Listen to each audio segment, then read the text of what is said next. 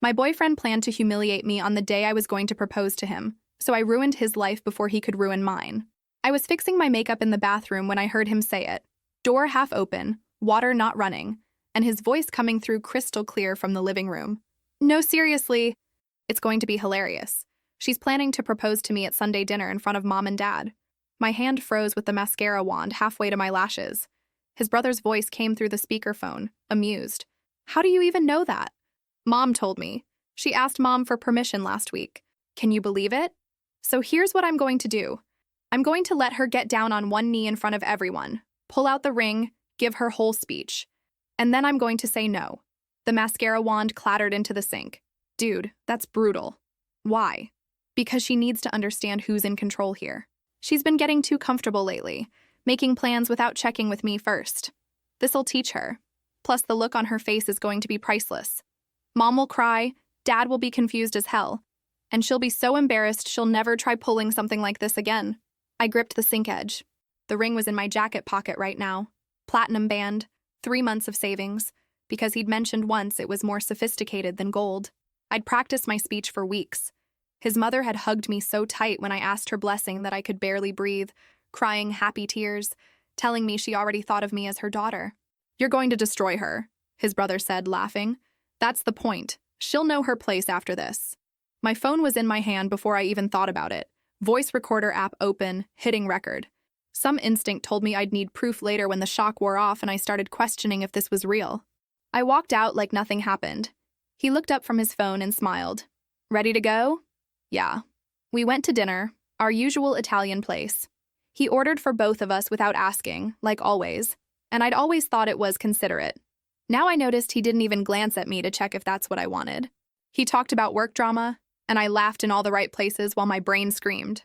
That night in bed next to him, I listened to the recording 3 times with my earbuds in. The 4th time, I transcribed every word. Evidence. I barely slept that weekend. Every time I closed my eyes, I heard his voice. She needs to understand who's in control. The words played on loop in my head. By Monday morning, I knew I couldn't do this alone. I needed help. Saturday morning, he asked what I wanted to do. I suggested skipping Sunday dinner. Skip it? Why would we skip it? Not feeling well, might be coming down with something. You'll be fine by tomorrow. Take some vitamin C. He kissed my forehead, dismissing it completely, and went back to his laptop. I didn't push. I needed time to think. And apparently he needed me there for his little show. So fine. We'd go to Sunday dinner, but I wouldn't be proposing. The weekend dragged. I made breakfast both mornings. Watched movies while he scrolled through his phone. Every casual touch made my skin crawl. This man I'd planned to marry was a complete stranger who'd spent years learning exactly how to manipulate me. Sunday morning, I dressed carefully. The ring stayed in my jacket pocket. Some superstitious part of me couldn't leave it behind entirely. His mother opened the door already beaming, pulled me into a hug. There's my sweet girl. The guilt hit like a wave. She thought today was a celebration. She'd probably spent all week excited about grandchildren and engagement parties. Dinner was torture. She'd used the good china, lit candles, made my favorite roast chicken, a celebration table. She kept glancing at me expectantly while I barely touched my food. His father asked about work. I gave one-word answers. Everything felt surreal. You're quiet tonight, his father observed. Everything okay? Just tired, busy week. She's been working too hard, he said, squeezing my hand. The touch made me nauseous. I keep telling her she needs better self-care. After dinner came dessert. Chocolate cake with raspberry filling, my favorite. She'd even written congratulations in frosting on top, then covered most of it with chocolate shavings, but I could still see the C and part of the O. Around 8:30, I stood abruptly. I'm sorry, but I need to go home. Not feeling well. His mother's face fell. Oh, sweetie, can I get you something? I just need to lie down. He stood too, annoyed now. We can stay longer. Just rest here for a bit. I want to go home. My voice came out sharper than intended. In the car, silence. He didn't put it in drive immediately. What the hell was that? I told you I wasn't feeling well. You were fine all day. What's going on? Nothing. I just want to go home. My mother made your favorite dinner. She baked a cake. You barely said 10 words. Can we please just go? He drove, jaw tight. At the apartment? My apartment, though he'd lived there 2 years, he cornered me in the kitchen. Talk to me. What's wrong? I looked at him. Really looked. Do you love me? What? Of course, why would you even ask that? Do you see a future with me? Yes, obviously. Where is this coming from? If I asked you to marry me right now, what would you say? His whole body went still. Something flashed across his face. Calculation. Then it smoothed out. Baby, you don't need to worry about that. When the time's right, we'll talk about it. But if I asked you right now, would you say yes? Why are you pushing this? We don't need to rush anything. That's not what I asked. I don't know what's going on with you lately, but this isn't normal. You're acting paranoid. There it was. Gaslighting, making me question my own reality. I'm going to bed. I went to the bedroom, locked the door, called my best friend. 20 minutes later, I was on her couch playing the recording. She listened, her face shifting from confused to horrified. That motherfucker! I had the ring in my pocket tonight, but you didn't do it. No. His mother made this whole special dinner and I just sat there because I didn't know what else to do. This is not your fault. He hid this. That's what people like him do. We talked for hours about options. Breaking up was obvious, but complicated. He'd lived in my apartment 2 years. Legally, I'd need to evict him. We had a joint bank account. Mutual friends. His family loved me. This would blow up everything. Keep that recording. Back it up everywhere. If he tries to twist this, you'll need proof. I sent the audio to 3 email addresses, uploaded it to 2 cloud services, kept the original. When I got home around midnight, he was on the couch in the dark. Where were you? Out. Out where? Does it matter? He stood. Even though he'd never been physical before, something in his posture made me nervous. Yes, it matters. You don't just disappear for hours. I went to talk to someone. About what? Not tonight. I wasn't ready. I'm going to bed. We're not done talking. Yes, we are. I locked the bedroom door. Heard him try the handle, swear when it didn't turn. He knocked. Open the door. No. Natalie, open the fucking door. Go sleep on the couch. Next morning, I called in sick for the first time in 8 months. Then I called a lawyer. The consultation was free. I told the lawyer everything. She listened, took notes. Do you feel safe at home? Physically, yes. He's never hurt me. But I don't trust him anymore. The apartment's in your name only? Yes. I've lived there 6 years. He moved in 2 years ago, but isn't on the lease. That makes things simpler. You'll need written notice to vacate. In this state, that's 30 days for someone who's lived there over a year. 30 days living with him made me feel sick. You could ask him to leave sooner, but legally he has the right to 30 days after receiving notice. We talked through the joint bank account. I needed to withdraw my money and close it. Document everything. His contributions to rent and bills versus mine. If he tried claiming rights to my apartment or possessions, I'd need proof. Do you think he will? She gave me a look. I think someone who planned public humiliation to establish dominance is capable of anything. Protect yourself. I left with an action plan. Step 1, secure finances. Step 2, serve eviction notice. Step 3, survive 30 days. That afternoon, I opened a new bank account. Calculated how much money in our joint account was actually mine. I'd been primary earner our whole relationship. His freelance work was sporadic. Some months decent money, other months nothing. I'd never minded. I thought we were a team. I withdrew my half, transferred it to my new account, left his half untouched. Let him try claiming I stole. I had pay stubs proving every dollar. When I got home, he was cooking dinner, garlic and tomatoes. He smiled. Hey, babe. Making pasta. Your favorite. The domesticity was jarring. This was what I'd loved. Comfortable routines, easy affection, feeling like we were building something together. All a lie. Not hungry. You have to eat something. I'll grab something later. The lawyer said she'd have the eviction notice drafted tomorrow. Part of me wanted to delay, have a few more days of pretending normal before I blew everything up. But that was fear talking, and I was tired of being afraid. He knocked on the bedroom door around 7. Can I come in? It's open. He set pasta on my nightstand. You need to eat. He sat on the bed edge. We need to talk about yesterday. Okay. I don't understand where this is coming from. Everything was fine, and suddenly you're acting like you can't stand being around me. Do you think everything's been fine? Yes. We have normal relationship stuff, but nothing serious. Normal relationship stuff. Yeah. Like you work a lot. I wish we had more time together. But I understand your job's important. What about your job? What about it? You work from home. Flexible schedule. Why is it always me adjusting, making time, fitting you into my schedule?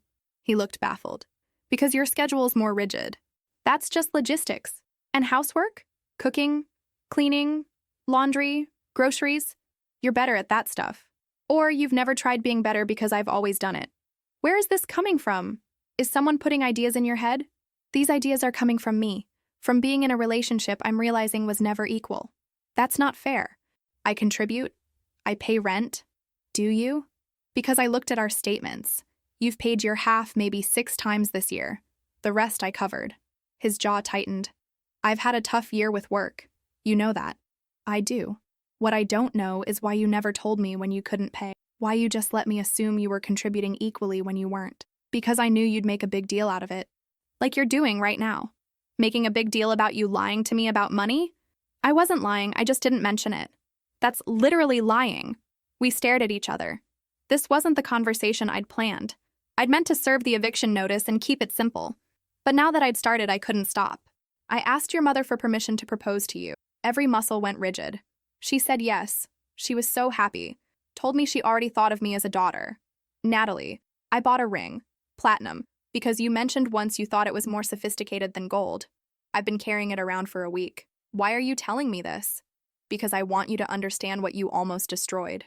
His face went pale. What do you mean almost? I pulled out my phone, opened the recording, hit play.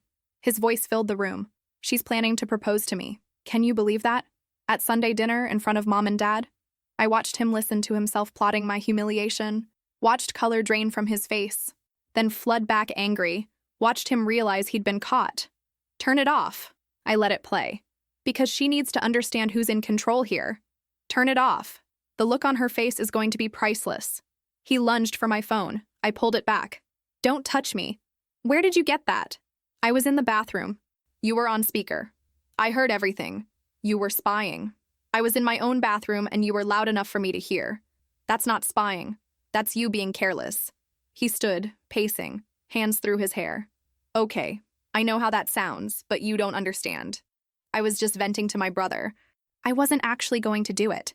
Weren't you? No, I was just talking, blowing off steam. About publicly humiliating me to teach me a lesson about who's in control. I didn't mean it like that. How did you mean it? I don't know. I was frustrated. You've been making plans without talking to me first. Don't I get a say? You absolutely get a say. That's why I was going to propose. So you could say yes or no. Like a normal person.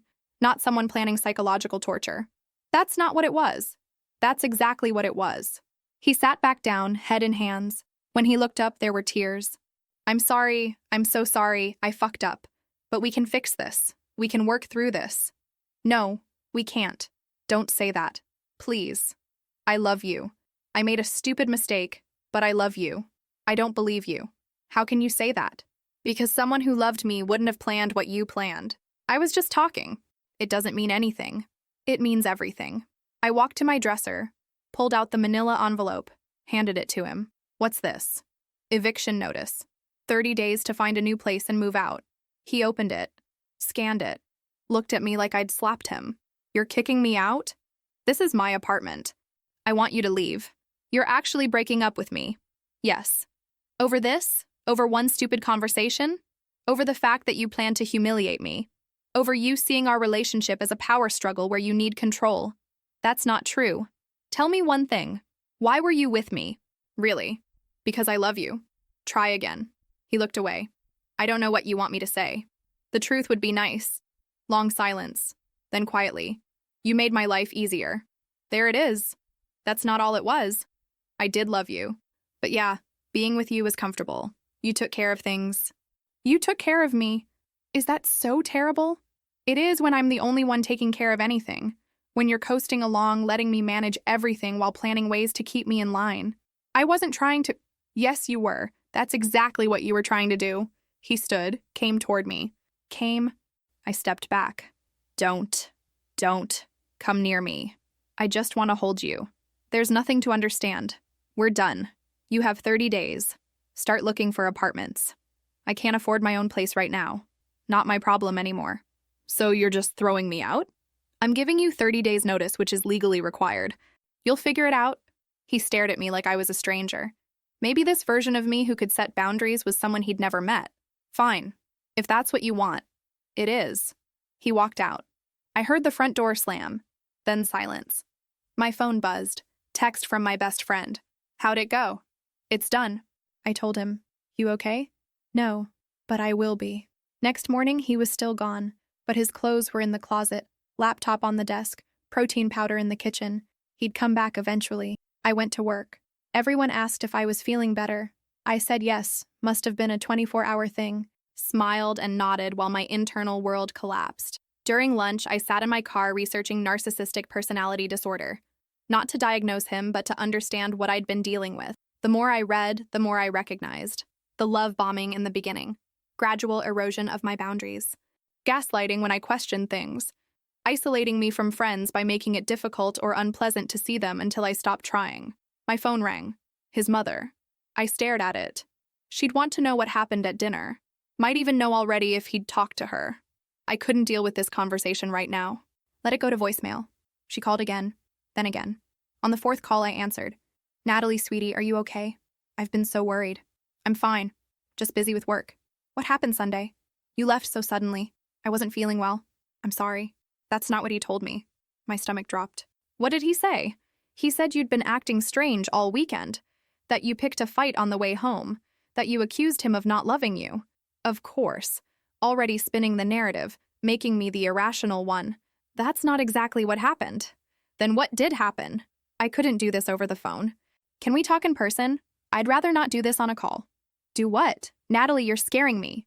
I'm not trying to scare you. I just need to talk to you face to face. Are you free tomorrow afternoon? She hesitated. Yes. Come by around 2. I'll make tea. Okay, see you then. I hung up before she could ask more. Tomorrow I'd show her the recording. Let her hear her son's true character in his own words. It would destroy her. But she deserved to know. That night he came home around 9. Walked past me without a word. Went to the bedroom. Came back with a duffel bag. Where are you staying? My brother's. Okay. I'll be back for more stuff later this week. Fine. Just let me know when so I can be here. Why? Afraid I'll steal something? I'd just prefer to be here. He laughed without humor. You really think I'm some kind of monster, don't you? I think you're someone I don't know as well as I thought. Because of one stupid conversation. Because of a lot of things I'm only now letting myself see. He shouldered the bag. My mom called me. Said you want to talk to her tomorrow. I do. About what? About everything. You're going to turn her against me. I'm going to tell her the truth. What she does with it is up to her. She's my mother. She'll take my side. Maybe. We'll see. He stood there looking like he wanted to say more. Then shook his head and walked out. The door closed softly. I waited until I heard his car drive away before I let myself cry. Next afternoon, I drove to his mother's house with the recording queued up and a printout of our bank statements in my bag. Evidence. She answered with a hug that almost made me cry again. Come in, sweetie. Tea's ready. We sat in her kitchen where I'd asked for her blessing 2 weeks ago. Felt like a lifetime had passed. So, she said, pouring tea. Tell me what's going on. I told her everything. The conversation I'd overheard. The planned humiliation. The breakup. She listened without interrupting, but I could see her getting defensive. Walls going up. That doesn't sound like him. He wouldn't do something like that. I have proof. What kind of proof? I played the recording. She listened in silence, face growing paler with each word. When it ended, she was crying. I don't understand. Why would he say those things? Because that's who he is. I just didn't see it. No. You must have misunderstood. He was joking. He jokes around with his brother. Listen to his voice. Does he sound like he's joking? She listened again. This time I watched her really hear it. The calculation, the cruelty, the control. Oh God, she whispered. Oh my God. I'm sorry. I know this isn't what you want to hear about your son. I raised him better than this. I taught him to respect women, to be kind. I know you did. But something went wrong. She wiped her eyes. What are you going to do? I've already done it. I gave him 30 days to move out. We're done. 30 days. You'll have to live together. Unfortunately, yes. Is that safe? I don't know. Probably. He's never been physical. But I don't know what he's capable of anymore. She reached across the table, took my hand. If you need somewhere to stay, you can come here. I mean that. I appreciate it, but it's my apartment. I'm not leaving. Then let me talk to him. Let me try to understand why he'd plan something so cruel. That's between you and him. But I'm done. Whatever you say won't change that. She nodded, still crying. I thought you'd be my daughter-in-law. I'd already started planning the engagement party. I know. I'm sorry. Don't apologize. You have nothing to apologize for. He does. The 30 days crawled. He moved most of his stuff out the first week, coming when I was at work to avoid me. I changed the locks anyway. He still had keys, and I didn't trust him not to make copies. 2 weeks in, I found out about the money. I'd been checking our joint account regularly. On day 14, I logged in and found $3,000 missing, withdrawn in cash over several days in small amounts that wouldn't trigger alerts. I called the bank. The withdrawals were made with his debit card at various ATMs, completely legal since his name was on the account. But I knew that wasn't his money. I'd deposited $4,000 over the past 2 months. He'd deposited $500. I called the lawyer. She said I could sue, but it would be hard to prove which money was whose in a joint account. My best bet was close it before he could take more. I did. But the damage was done. $3,000 gone. Money I'd needed. The rage was all-consuming. I texted him. I know you took the money. That's theft. He texted back. It was a joint account. My money as much as yours. You contributed maybe 10%. Prove it. I wanted to drive to his brother's and confront him, but I knew that's what he wanted. He was baiting me, trying to make me lose control so he could tell people I was crazy. Instead, I documented everything. Screenshots, printouts, added them to the folder with the recording and eviction notice. If I needed court, I'd have evidence. But what really got me was researching the executive. That's when I found out he'd been cheating. The friend who mentioned her didn't even realize we'd broken up. I saw him with that executive at a restaurant. They seemed serious. When did he start dating her? Executive? Yeah, the one from that consulting firm. The one he introduced you to at that networking event last year. I remembered. Tall, polished, expensive suit. He'd spent the whole night talking to her while I stood awkwardly nearby. He said it was just networking. I found her social media, scrolled back. There he was in the background of a photo from 8 months ago. Another from 6 months ago at a restaurant I recognized. Our anniversary restaurant. He'd told me he had a work dinner that night. We'd moved our celebration to the following weekend. He'd taken her to our anniversary dinner. 8 months ago. We'd been together for years. He'd been cheating for at least the last year of our relationship, maybe longer. I called the friend back. We were together until 2 months ago. Silence. Oh my God, I didn't know. I'm so sorry. Did everyone know? I don't think so. At least I didn't. Of course not. Why would he mention me? I was just the woman paying his bills while he pursued someone better, someone richer, someone who could advance his career. But here's the thing. It actually helped. Finding out about the cheating made everything click into place. This wasn't about me not being enough. This was about him being fundamentally broken, a manipulator, a user, someone who saw relationships as transactions. I wasn't sad about it. I was pissed. 3 weeks in, he started the harassment. Constant texts, apologies, declarations of love, promises to change. When I didn't respond, they turned angry. Accusations that I'd never loved him, that I was cold, that I'd wasted his time. I blocked his number. He called from his brother's phone. Blocked that. Created fake social media accounts. I blocked everything and made all my accounts private. 28 days in, he showed up at my workplace. I was walking to my car in the hospital parking garage when he appeared from behind a pillar. We need to talk. I stopped, heart pounding. You need to leave. Just 5 minutes. Please. No. You're not supposed to contact me. There's no restraining order. I can contact you if I want. He was right. The lawyer said it would be hard to get one without a direct threat. I have nothing to say to you. Then just listen. I've been thinking about everything. You're right. I was controlling. Manipulative. I took you for granted. But I want to change. I've started therapy.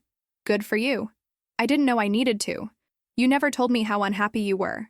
I told you dozens of times. You didn't listen, because you didn't make it clear how serious it was. So this is my fault? No. That's not what I meant. I'm just saying we both made mistakes. We can fix this. There is no we anymore. You have 2 days left. Get your stuff and leave me alone. I don't have anywhere else to put my stuff. My brother's place is too small. Not my problem. Can't I just leave some things in storage? I'll get them eventually. No. Get it out by Friday or I'm donating it. You can't do that. That's my property. Then remove it by the deadline, like the notice says. I walked past him to my car. He followed. Natalie, please, don't do this. Do what? Enforce boundaries? Hold you accountable? I got in my car, locked the doors. He stood outside saying something I couldn't hear. I started the engine and drove away. That night, I couldn't sleep. Every sound made me jump. I'd changed the locks, but what if he'd made copies? What if he decided to break in? I called my best friend at 2 a.m. Can I stay with you for a few nights? Of course. What happened? He showed up at my work. I don't feel safe. Drive over. I'll wait up. I threw clothes in a bag, grabbed my laptop, important documents, medication, left a lamp on so the apartment would look occupied. Drove to her place, checking my rearview mirror constantly. She had the door open before I reached it. Are you okay? No, but I will be. I stayed 4 days. On day 30, I went back with her as backup. He'd left his remaining stuff in the living room. Boxes of books, kitchen things, a lamp, a note on top. I'll pick these up this weekend. I texted him from my friend's phone. Your stuff is in the building storage unit downstairs. Code is 3792. You have until Sunday, then it's going to Goodwill. No response. Sunday came and went. The boxes were still there. I called Goodwill. Monday morning, a truck came and loaded everything. When it pulled away, I felt lighter than I had in weeks, but the relief didn't last. Even though he was physically gone, the apartment felt haunted. Certain TV shows we'd watched together made me nauseous. I couldn't sleep on his side of the bed. Everything reminded me of a relationship that had never been real. I started therapy. First session, I barely made it 10 minutes before crying. My therapist let me cry, handed me tissues, waited. Tell me what brought you here. I told her everything. She listened without judgment, taking notes. What do you want to work on? I want to understand how I didn't see it, how I let myself be manipulated. That's a starting point, but I want you to consider something else. What? How to trust yourself again. Right now, you're blaming yourself for not seeing what he deliberately hid. But the real work is learning to trust your instincts, recognize red flags, set boundaries before things get to this point. We met every Tuesday. Sometimes I cried the whole session. Sometimes I was angry. Sometimes I just sat there numb. 6 weeks post-breakup, I saw him with someone new. Coffee shop near my apartment. I was working on my laptop when he walked in with a tall blonde woman. She was laughing at something he said. He had his hand on the small of her back. They looked happy. My chest felt like someone had punched it. They didn't see me. I was in the back corner behind a pillar. I watched them order, sit by the window. She kept touching his arm. He was doing that thing where he leaned in close, giving full attention. Same thing he'd done with me in the beginning. I felt sorry for her. I packed up and left before they could notice. Walked home in a daze. Called my best friend. He's already with someone else. Are you sure? I saw them, at the coffee shop. She was all over him and he looked so happy. Maybe it's nothing serious. Does it matter? 6 weeks and he's moved on like I never existed? But here's what I realized after I hung up. It didn't actually hurt the way I expected. I wasn't jealous. I was worried for her. Because I knew exactly how this would go. The love bombing, the gradual erosion of boundaries, the manipulation, the moment she'd realized she'd been with a stranger the whole time. Part of me wanted to warn her, run after them, pull her aside, show her the recording. But would she listen? Would she believe me? Or would she do what I'd have done 3 years in, dismiss it as jealousy from a bitter ex? I deleted social media from my phone instead. All of it. If I couldn't control my impulse to check his pages, I needed to remove the temptation. 3 months post-breakup, I got a call from his mother. I need to tell you something about the executive, the woman he was seeing. I know about her. You do? I found out a few weeks ago. He was with her while we were together. I didn't know. I swear I didn't know. If I had... It's okay. It's not your fault. I confronted him about it. He admitted everything. Said he'd been networking for his career. That she could open doors for him. That you were never supposed to find out because he was going to marry you anyway and it didn't matter. Didn't matter. I'm so sorry. I raised him better than this. I don't know what happened. What happened is he's a manipulator. He sees people as tools. And I was the tool that kept his life comfortable while he pursued the tool that could advance his career. That's exactly what he is. And I'm ashamed that I didn't see it sooner. She paused. The executive dumped him? By the way, once she figured out what he was doing, he's with someone new now. That blonde girl you probably saw. I did see them. At a coffee shop. She's 24, works retail, has no idea what she's in for. Another pause. I've thought about warning her, but I don't think she'd believe me. She wouldn't. I wouldn't have believed anyone 3 years in. I'm sorry for my part in this, for giving my blessing, for being excited about the proposal, for raising someone capable of this. You didn't raise him to be this way. He chose it. Maybe. But I should have seen the signs. Join the club. We hung up. And something shifted in me, because I wasn't the only one who'd been manipulated. His own mother had been manipulated. His brother had been turned into an accomplice. His new girlfriend was being manipulated right now. The executive had been manipulated until she figured it out. This wasn't about me being stupid or blind or weak. This was about him being really, really good at this. The anger started to fade after that. Not the boundary setting, not the self-protection, but the anger at myself for not seeing it sooner. 4 months post-breakup, I started dating again. Nothing serious. Coffee dates that went nowhere. A few second dates that fizzled. I wasn't ready for anything serious, but I was trying. Work got better too. I'd thrown myself into it after the breakup, picked up extra shifts, volunteered for projects. My supervisor noticed and promoted me. More money, more purpose, helped fill the empty spaces. I reconnected with friends I'd lost touch with. Realized how many people I'd slowly stopped seeing because he made it difficult. Dinner plans that always turned into arguments. Girls' nights that ended with him calling repeatedly until I left early. They welcomed me back without judgment. 5 months post-breakup, I finally felt like I could breathe. My therapist asked what changed. I don't know. I just woke up one day and realized I wasn't thinking about him first thing anymore.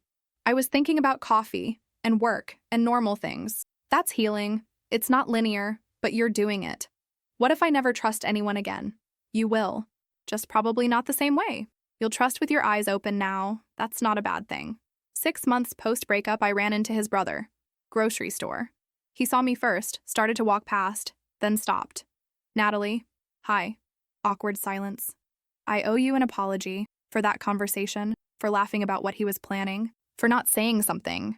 You didn't know me well enough to warn me. Still, I should have said something. To him at least. Would he have listened? Probably not. He shifted his weight. He's already talking about proposing to the new one, the blonde girl.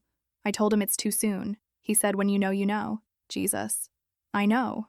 Mom's freaking out, trying to figure out how to warn her without driving him away completely. She won't believe it until she figures it out herself.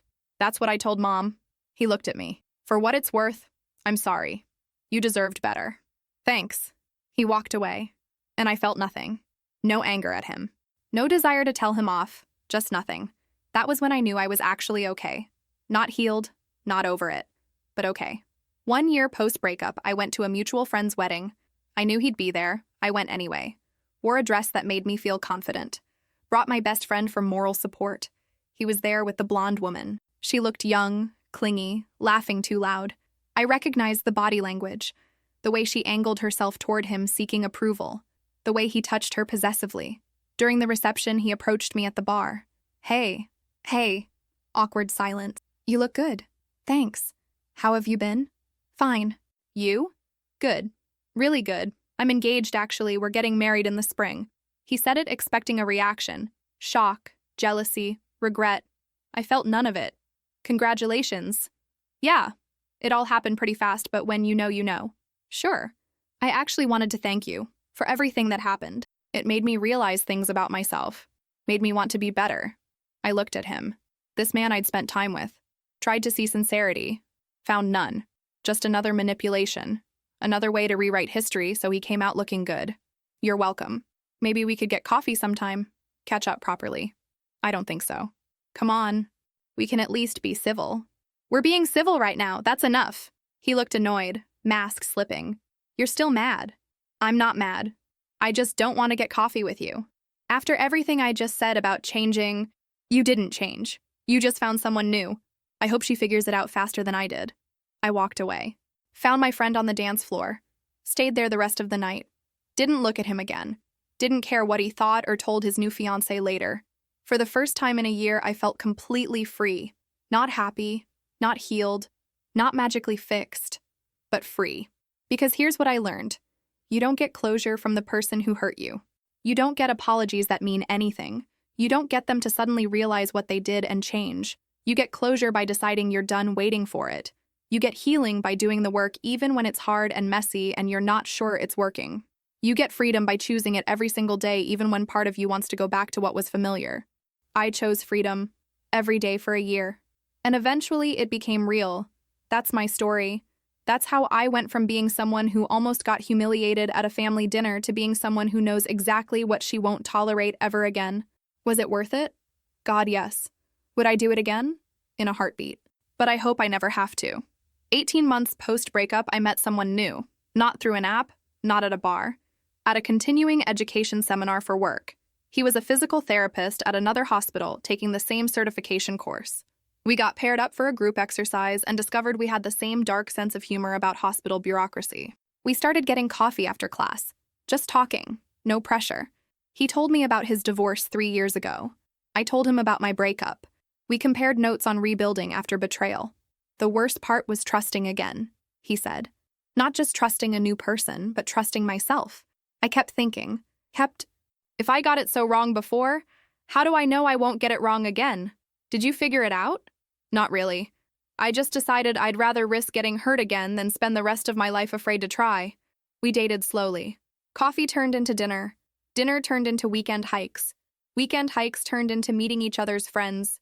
Each step felt terrifying. I kept waiting for red flags, for signs that he was hiding something, for the moment the mask would slip.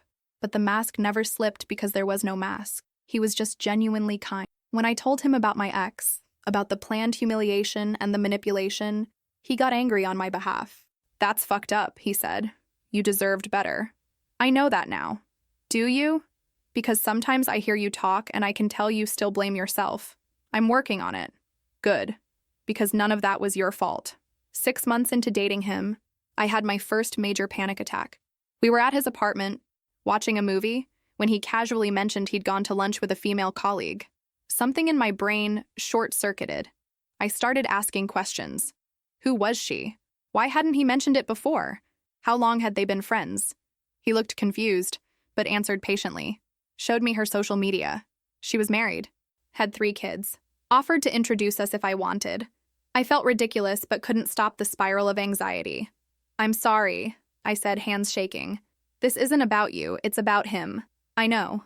No, I mean really, I trust you. Logically, I trust you, but there's this part of my brain that won't let go of what happened. That's okay. Trauma doesn't follow logic. We talked about it with my therapist. She called it hypervigilance, a common response to betrayal. My brain had learned that people I loved could hurt me, and now it was constantly scanning for threats. The solution wasn't to suppress the anxiety, but to work through it gradually, building new evidence that not everyone was dangerous. It was hard work. Some days I wanted to quit, to tell him it was too complicated, that I was too damaged for a relationship. But he was patient. When I spiraled, he talked me down. When I needed space, he gave it. When I needed reassurance, he provided it without making me feel needy.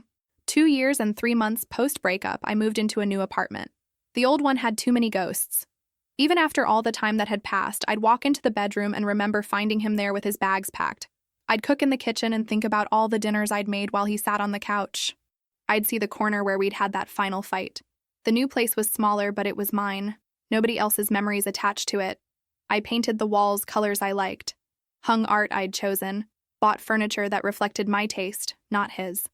My boyfriend helped me move and didn't once suggest his preferences should influence my choices.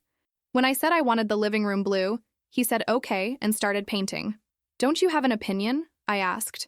About your apartment? Not really. It's your space. But you'll be spending time here. Sure, but I have my own place. This is yours. Make it exactly what you want. That's when I knew I loved him.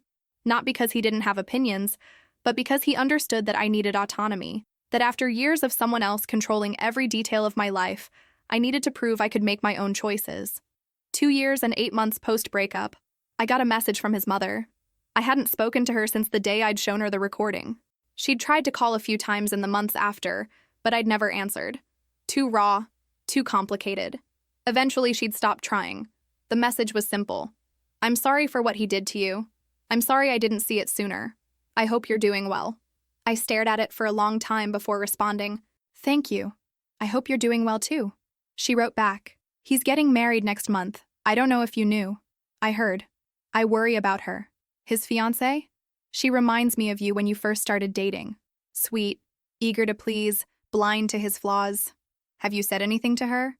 How can I? He's my son, but I keep thinking, what if she ends up like you did? What if I'm complicit in another woman's pain by staying silent? I didn't know what to tell her. Part of me wanted to say yes, warn her, save her from what I'd gone through. But would she listen? Would she believe it? Or would she do what I'd have done if someone had warned me 3 years in, dismiss it as jealousy or misunderstanding? I don't know if there's a right answer, I typed finally. But whatever you decide, that's between you and your conscience. She didn't respond after that. I hoped she'd found peace with whatever choice she made. I hoped the fiancé would be okay. But mostly I hoped I'd never have to think about any of them again. 3 years post-breakup, I got engaged. Not a grand romantic gesture. Just a quiet moment in my boyfriend's apartment.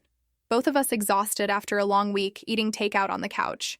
He turned to me and said, "I want to spend my life with you. What do you think?"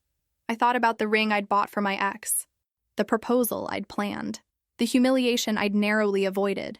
How different this moment was. No performance, no audience, just two people who knew each other's worst parts and chose each other anyway. "I think yes," I said. "Yeah?" "Yeah." He kissed me, and we finished our takeout, and later we talked about logistics. Small wedding, just family and close friends. Nothing elaborate. Something that felt like us, not like a show for other people. My best friend cried when I told her, "I'm so happy for you. You deserve this." I think I'm finally starting to believe that. We got married 6 months later in a small ceremony at a botanical garden. My family came. His family came. Close friends. Maybe 50 people total. It was perfect. During the reception, I saw my ex-boyfriend's mother standing near the bar. I hadn't invited her, but my mom had. They'd become friends during my relationship and stayed in touch. She looked older, sadder. When she saw me, she smiled. "You look beautiful," she said. "Thank you for coming. I wouldn't have missed it. I'm glad you found someone who treats you right. How's your son?" Her smile dimmed. "Divorced already. Lasted 8 months. I'm sorry." "Don't be. You tried to warn me in your way. I didn't listen." She hesitated. "He's in therapy now. Real therapy. Says he's finally starting to understand what he did wrong.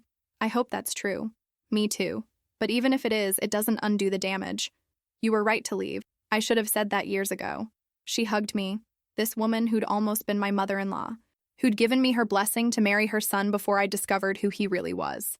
Then she left, and I went back to my wedding. My husband, my life. 4 years post-breakup, someone asked me if I'd forgiven him. We were at a dinner party. The conversation had turned to exes and bad relationships. And I'd told a sanitized version of my story. Not the full details, those felt too personal for casual dinner conversation, but the broad strokes, the betrayal, the manipulation, the escape. "So have you forgiven him?" the woman across from me asked. "Or are you still angry?" I thought about it. Really thought about it. "Neither," I said finally. "I don't think about him enough to be angry anymore. But forgiveness implies he's asked for it and earned it. And he hasn't done either. Mostly I just feel nothing. He's a person who used to be in my life, who hurt me badly, who I survived. That's all." That sounds lonely. It sounds like peace to me. And it was. After years of therapy, of processing, of rebuilding, I'd reached a place where he was just a chapter in my story. Not even a particularly interesting chapter anymore.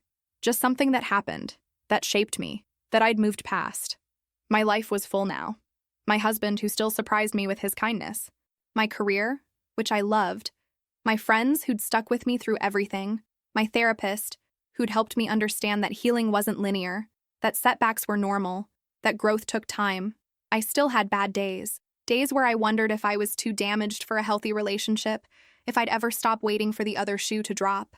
Days where small things triggered big reactions. My husband taking too long to respond to a text, or mentioning a female friend I hadn't heard of before, or suggesting a change to our plans without checking with me first. But those days were getting fewer. And when they came, I had tools now. I could recognize the panic for what it was, an echo of old trauma, not a reflection of current reality. I could communicate it to my husband instead of spiraling alone. I could remind myself that I'd survived worse than this and came out stronger. 5 years post-breakup, I saw him one last time. I was at a coffee shop, working on my laptop, when he walked in, alone this time. He looked different. Older, tired, less polished than I remembered. He didn't notice me at first. Ordered his coffee, sat down with his phone, looked like any other person on any other day. I could have left. Could have packed up my things and slipped out before he saw me, but I didn't. I just kept working, and after a while he looked up, caught my eye, did a double take. He came over. "Natalie." "Hi." I didn't expect to see you here. I come here a lot. I live 2 blocks away. Oh, right. Awkward pause. How are you? Good. You? I'm okay. Getting there. Another pause. He looked like he wanted to say something. Working up courage. Finally. I owe you an apology. A real one. I treated you terribly. I was manipulative and controlling, and I made you responsible for my happiness while giving nothing back. I'm sorry. I studied his face, looking for signs of manipulation, of strategy, found only exhaustion. Okay, I said. That's it? Just okay? What do you want me to say? I accept your apology. I hope you've changed, but it doesn't undo what happened. I know. I'm not asking for forgiveness. I just wanted you to know I finally understand what I did. Good. That's good. He nodded, shifted his weight. My mom told me you got married. I did. I'm glad. You deserve to be happy. Thank you. One more long pause. Then, I should let you get back to work. Okay. He walked back to his table, collected his coffee, left. I watched him go. Felt nothing. No anger, no sadness, no satisfaction. Just the quiet acknowledgement that someone who'd once been central to my life was now just another stranger in a coffee shop. I went back to work, finished my report, went home to my husband, who was making dinner in our kitchen. We ate together, talked about our days, watched a documentary he'd been wanting to see. Normal, comfortable, safe. That night, lying in bed next to someone who loved me without trying to control me, I thought about the woman I'd been 5 years ago. The one who'd stood in a bathroom with a ring in her pocket and a recording on her phone, frozen by betrayal but too scared to act. I wished I could go back and tell her it would be okay. That leaving would be hard, but not as hard as staying. That she was stronger than she knew. That she'd survive this and build something better on the other side. But maybe she already knew. Maybe that's why she recorded the conversation, why she didn't propose, why she left instead of trying to fix something that was already broken. Maybe she was stronger than I gave her credit for. I fell asleep thinking about that woman, grateful to her for having the courage to start over, for choosing dignity over comfort, for believing she deserved better. Even when that belief was shaky and uncertain and terrifying, she was right. She did deserve better. And now, 5 years later, in a life she couldn't have imagined back then, she finally had it.